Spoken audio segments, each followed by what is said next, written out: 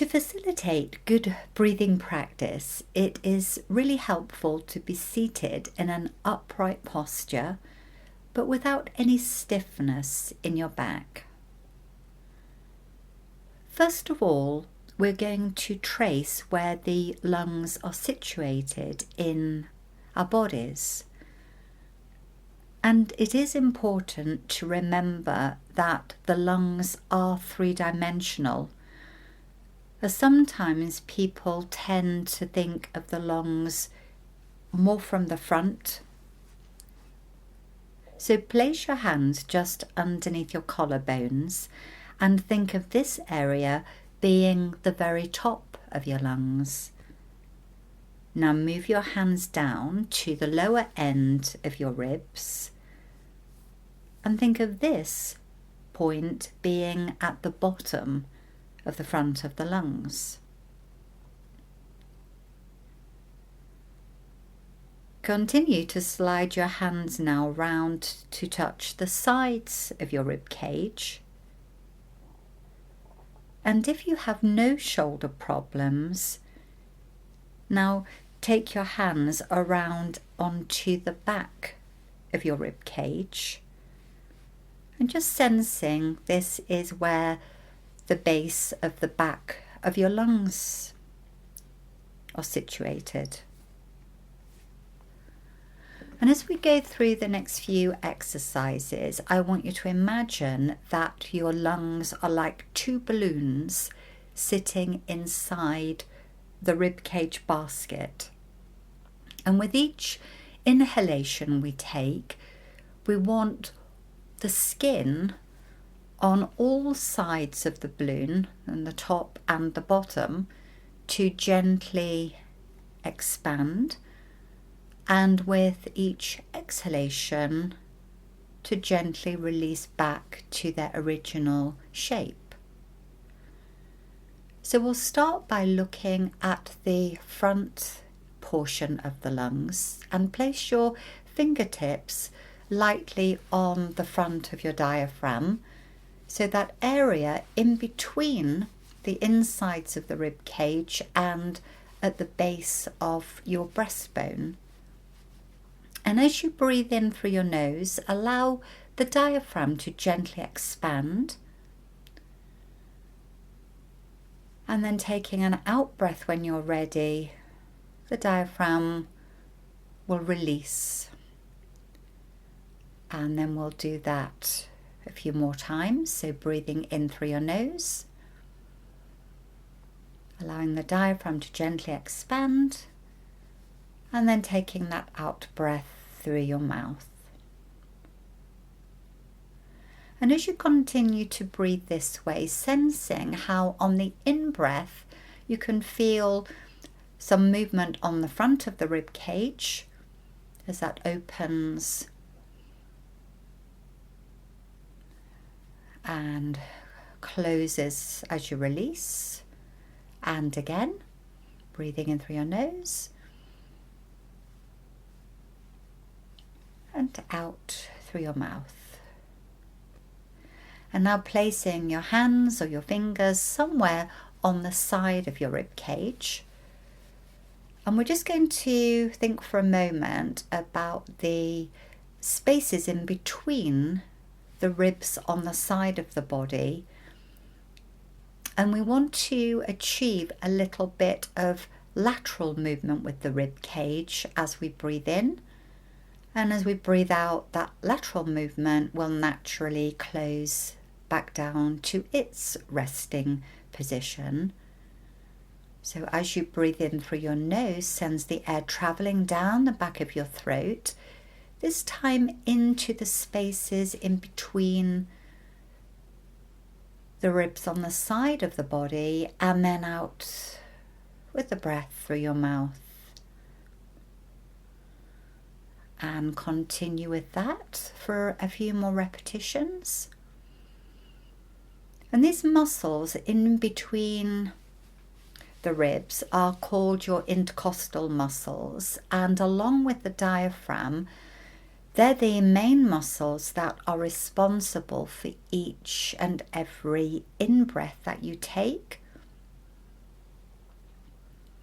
And sometimes these can get a little bit stiff or a little bit stuck, so the breathing into the side of the ribs when we first start this practice can feel a little bit stiff or a little bit awkward, but with practice the muscles will start to move much more freely and allow the rib cage to start to float out and in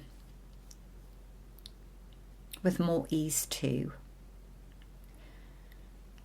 And then finally, for this part of the breathing exercise, again, if you've got no shoulder problems, you can take both hands, or if you've got one shoulder problem, just take one hand into the back of the rib cage. And this time, breathing in, feeling the breath travel down the throat into the back of the rib cage. And then breathing out in your own time. So it might help with this one to either think about breathing into the back of the ribs or breathing into the back of the lungs. And again, this back portion of the lungs can sometimes be very underutilized, especially if we've tended to get into the habit of a shallow breathing pattern where we can get stuck breathing just with the very top of the lungs. So a couple of more breaths in your own time, feeling that air traveling through your nose, down your throat into the back of the lungs or the back of the balloon or the back of the ribs, and out through your mouth when you're ready, and relax. Good work. So now we're going to put all of that together, and with each in-breath we take, we're sensing a little bit of that three-dimensional movement, either into the front, the sides and the back of the ribs, or if you want to think of the lungs being like those two balloons inside the rib cage basket. With each breath you take, the skin of the balloon all the way around its circumference, top and bottom, get a gentle stretch on the in-breath, and that automatic release or recoil on the out-breath. So in your own time, breathing as always in through your nose and out through your mouth. So just sensing that three-dimensional breath, following your own breathing rhythm rather than mine, as mine may be too quick or too slow for your own personal breathing pattern. So just continue with that.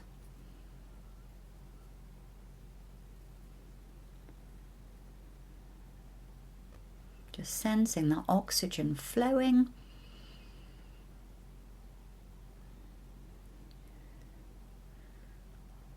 On that in-breath, those little alveoli all around the lungs, all within the lungs, receiving that oxygen.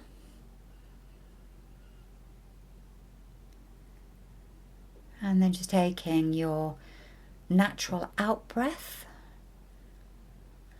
And what you may find as you get to produce a longer, deeper out-breath, you may even start to feel your lower abdominals draw in and become flatter.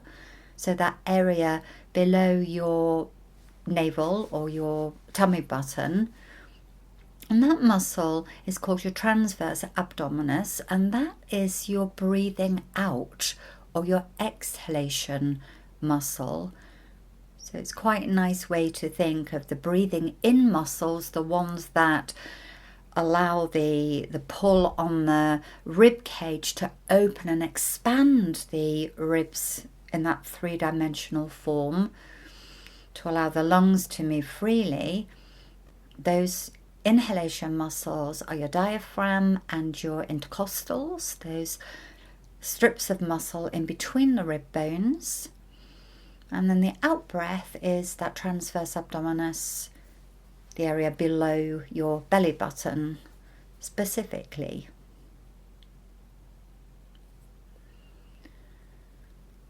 So before we conclude with this short breathing practice, as I say on the website, it's really good idea to every now and again check into your breathing during your day, because sometimes without realizing we can get stuck in a shallow breathing pattern where we're using the very top area of the lungs, or that top third of the lungs, just underneath the collarbone area. So if we realize that and then drop into a breathing practice like this, utilizing the whole lung area, either with a balanced breath or making the out breath a little bit longer than the in breath, we can very, very quickly, within 3 breaths, slip from the fight, flight, freeze sympathetic nervous system, which is brought on if we get a little bit anxious or a little bit stressed about something.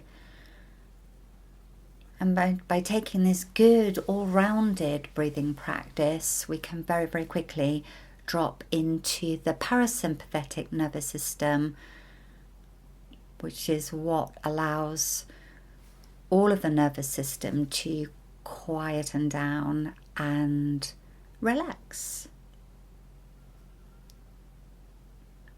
So thank you for doing this exercise. Use it as often as you need to in everyday life, or maybe before you go to sleep at night. And this is a lovely exercise that you can do any time and any place. Okay, thank you for listening.